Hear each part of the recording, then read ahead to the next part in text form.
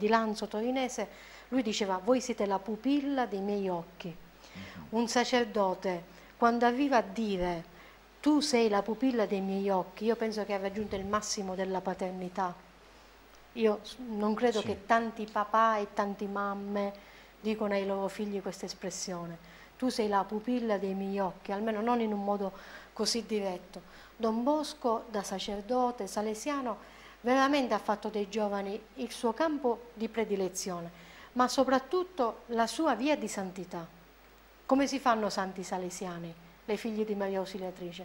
Stando con i giovani, e questa la via che Don Bosco ci ha indicato. Ma la santità, Sor Carla, non è qualcosa di eccezionale, la si conquista quotidianamente, facendo bene il proprio dovere, lavoro. Diceva Giovanni Paolo II nel Nuovo Millennio Neunte, diceva: raggiungere la misura alta della vita cristiana. Cioè la santità non è altro che vivere con radicalità la vita cristiana. E come diceva Domenico Savio, fare in ogni momento il proprio dovere e farlo con gioia. A proposito di Don Bosco, nel settembre 2013 dovrebbe arrivare l'urna in Sicilia, ancora non è chiaro l'itinerario, c'è qualcosa, un programma che si sta cercando di stilare, lo avremo a Mazzarino? Ci affidiamo all'intercessione di Don Bosco. Allora, noi lo possiamo dire, ce lo auguriamo. Ce lo auguriamo. Però il campo deve essere pronto nel 2013. Il campo deve essere pronto perché altrimenti... metà settembre del 2013 avremo l'urna di Don Bosco in Sicilia. Sarà qualcosa di grande per la famiglia salesiana complessivamente, perché ci saranno davvero tante iniziative. E una di queste iniziative è la principale, l'arrivo ufficiale in Piazza Università a Catania, con una piramide di giovani, quindi ti do una chicca, un'anteprima io. Grazie. Ti do un'anteprima io, una piramide di giovani che accoglierà l'urna di Don Bosco in Piazza Università a Catania, e poi tante altre iniziative. Vediamo, speriamo che in questo itinerario Don Bosco possa anche arrivare, giungere a Mazzarino, perché il cuore di Don Bosco è presente a Mazzarino, è presente. Tra l'altro noi lo vogliamo dire, voi siete una casa salesiana particolare, perché non avete corsi di formazione professionale, voi vivete della buona volontà e delle offerte di chi opera nella città, di quel cuore grande che hanno i cittadini di Mazzarino. Sì, noi non abbiamo nessuna opera formale, quindi istituzionale, che in qualche modo ci assicuri delle entrate economiche, come magari in tante altre realtà. Il nostro è un oratorio quotidiano, a tempo pieno, ripeto, gratuito, perché non guardiamo i soldi, e siccome non li guardiamo, Don Bosco ce li manda. Questo è davvero, con Sor Carla è piacevole sempre parlare, perché spiazza sempre nella discussione, Mimmo. La semplicità, non la facilità, la semplicità è spiazzante. Se noi ricordiamo le opere di Francesco di Assisi, quando lui appunto quando prende alla lettera, diciamo così, quindi non è una questione di interpretazione, prende il Vangelo alla lettera e si spoglia di se stesso per abbracciare un ideale superiore, la propria semplicità per prima cosa ha spiazzato i propri genitori, poi ha spiazzato il vescovo e poi tutta la Chiesa, perché alla fine hanno riconosciuto l'ordine francescano. E sono proprio le congregazioni, ne parlavamo durante il tragitto per giungere a Gela, sono proprio le congregazioni che nei momenti di crisi hanno aiutato tantissimo la Chiesa. Tutti i momenti in cui la Chiesa in qualche modo ha vissuto dei periodi un po' oscuri sono stati questi movimenti, no, che lo Spirito ha suscitato, quindi questi istituti, congregazioni religiose, che hanno sicuramente portato una trasformazione nella Chiesa. Lo è Francesco d'Assisi, diciamo in qualche modo per eccellenza il poverello d'Assisi, ma lo è anche Don Bosco, tutti i santi sociali dell'Ottocento, che hanno in qualche modo spinto la Chiesa a questo impegno nel mondo, che poi il Concilio Vaticano II, dopo tanti decenni, in qualche modo ha decretato, no? Con i suoi documenti. Il Concilio parla di questa Chiesa che, pur avendo una sua specificità, una sua identità chiara, però è immersa nel mondo ed è in dialogo, no? Con questo mondo, quindi non è estranea al mondo. È il criterio dell'incarnazione. Gesù non ha non ha rifiutato di farsi uomo, quindi di entrare nella nostra storia, di parlare le nostre parole, di vivere le nostre esperienze. E da allora le nostre esperienze, il nostro linguaggio, quindi questo codice è diventato l'unico modo per rapportarsi a Dio. Noi non possiamo parlare in altro modo con Dio se no con la nostra esperienza umana. Noi facciamo un appello proprio attraverso l'esperienza umana. L'uomo deve essere in grado di saper, di guardare in faccia la realtà. E allora, visto che abbiamo sposato questa vicenda di Mimmo Ficarra, no? Si è trovato, ha perso il posto di lavoro per un certificato che non può produrre, che nessuno può emettere. Allora facciamo appello agli uomini di buona volontà, perché ci sono. Ridate il posto di lavoro ad un padre di famiglia, ad un padre che ha 3 figli. Tra l'altro l'intelligenza di Mimmo Ficarra è manifesta, lo avete sentito nel corso di questo piacevole colloquio, fisico nucleare, laureato con 110 lode, tra l'altro laureatosi in 4 anni, in tempi record, no? L'ordinarietà è qualcosa da record oggi, Mimmo. Sì, l'ordinarietà è straordinarietà, però faccio un appello sempre ai giovani, io faccio questo appello di non avere paura, come diceva Giovanni Paolo II. Non abbiate paura. Aprite le porte al bene, quindi affidatevi a chi vi ama veramente. Prima di tutto è Cristo che vi ama veramente e poi ci sono qui in terra dei degni rappresentanti, perché nella Chiesa, ricordiamoci, la stragrande maggioranza sono degni rappresentanti di Cristo, che fanno il proprio dovere, che amano il prossimo, che si spendono per gli altri, anche gratuitamente. Quindi faccio un appello ai giovani e anche a Mazzarino, che è la mia città natale, che anch'io voglio contribuire a che si faccia possa realizzare questo campetto di calcetto. E tra l'altro 40 giorni sono davvero pochi. Appello allora a voi che ci seguite a sottoscrivere questa petizione popolare per contribuire economicamente alla realizzazione di questo campetto di calcetto all'interno dell'Opera Salesiana. Come è strutturata la giornata tipica dell'oratorio? La vostra giornata? La nostra giornata, di mattina in qualche modo abbiamo, Mazzarino è una città bellissima perché tu basta aprire la porta, già arriva mezzo paese semplicemente per la voglia di parlare e questa è una cosa, quindi diciamo la mattinata è dedicata alle public relations.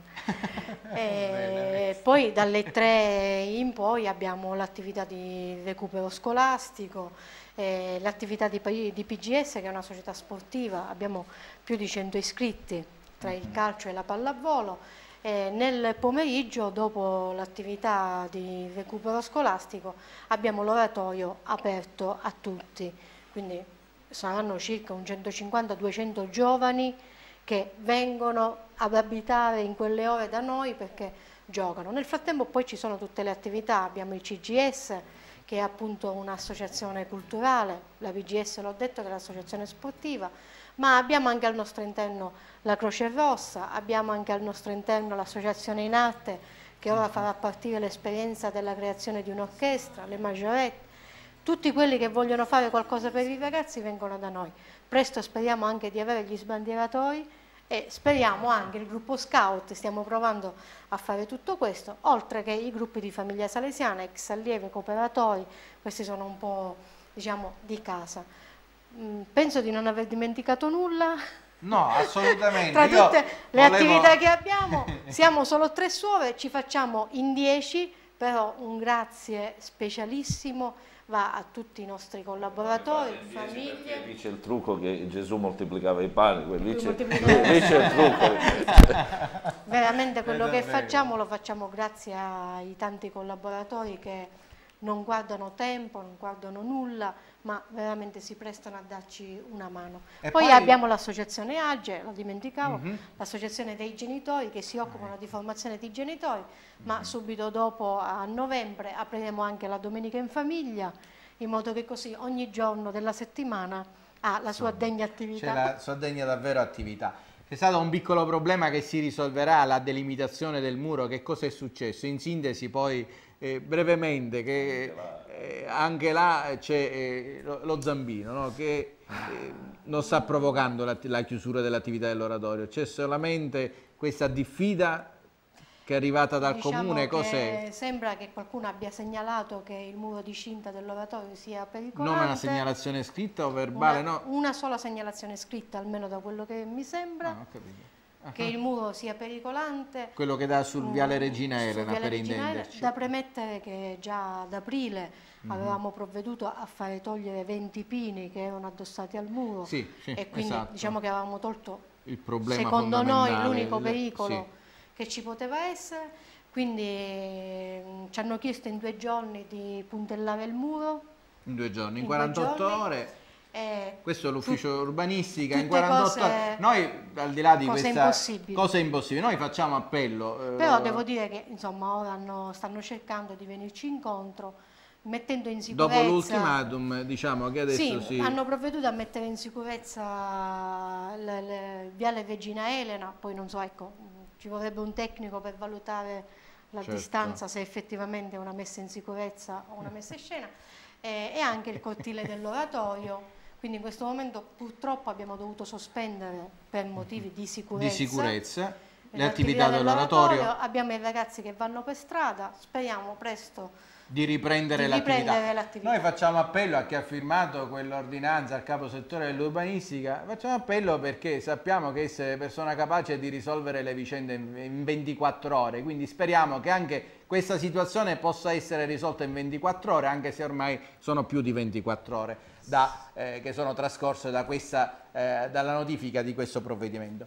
Ma ritorniamo alle cose essenziali, perché noi facciamo sempre appello all'intelligenza delle persone che ci ascoltano, all'appello agli uomini di buona volontà, perché vogliamo che quel luogo diventi il centro e il cuore educativo della città, così come voleva Don Bosco, così come la missione anche delle figlie di Maria Ausiliatrice. Noi lo sogniamo, lo vogliamo, siamo molto fiduciosi, perché come diceva la commissione che abbiamo creato, lo realizzeremo, perché stiamo partendo come Don Bosco, senza un soldo. Vero, Don Bosco tutta la grande opera salesiana l'ha fatto davvero senza un soldo e ha inserito all'interno della Chiesa una congregazione che davvero ha fatto tanto nel corso di 200 anni di storia. Fra 2 anni, 2 secoli di storia, il bicentenario della nascita di Don Bosco, e quindi davvero la presenza salesiana nel mondo, in tutti i continenti, è l'unica congregazione presente in tutti i continenti, se non erro. Sì, sì. È l'unica, quindi vorrà pur significare qualcosa, siete la garanzia della Chiesa. Sì, il cuore educativo della Chiesa. Il cuore educativo della Chiesa, senza nulla togliere alle altre realtà. Non c'è faziosità ovviamente in chi conduce questo pensiero e questa trasmissione. Però siccome sappiamo che insomma la missione di Don Bosco dice, no, siate buoni cristiani, onesti cittadini. L'appello a coloro, ad esempio, che sono stati educati da Don Franco Solarino, a quella musica che fuoriusciva da quella fisarmonica, ecco, essere buoni cristiani, onesti cittadini è qualcosa di rivoluzionario oggi. Questo motto così semplice, ma difficile da concretizzare. Certo. Ma racchiude quello che è l'obiettivo dell'educazione. Nelle case salesiane complessivamente, quanti educatori, quanti parlamentari sono usciti fuori da qualsiasi estrazione politica, ma quanti sono stati in grado di mettere davvero in pratica quell'essere buoni cristiani e onesti cittadini? Non è facile, a volte poi da grandi rinneghiamo veramente quello che abbiamo ricevuto. Certo, abbiamo tantissimi ex allievi, tanti cooperatori, cooperatrici che veramente vivono il carisma educativo in maniera esemplare. Ne abbiamo tanti che, ma come d'altra parte si rinnega anche l'educazione che a volte si riceve in famiglia, certo, si può rinnegare o comunque male interpretare l'educazione che si riceve all'interno di questi luoghi educativi. In sintesi, perché la ragione, la religione e l'amorevolezza sono essenziali nella pedagogia di Don Bosco. Sono i 3 cardini del famoso sistema preventivo, cioè Don Bosco si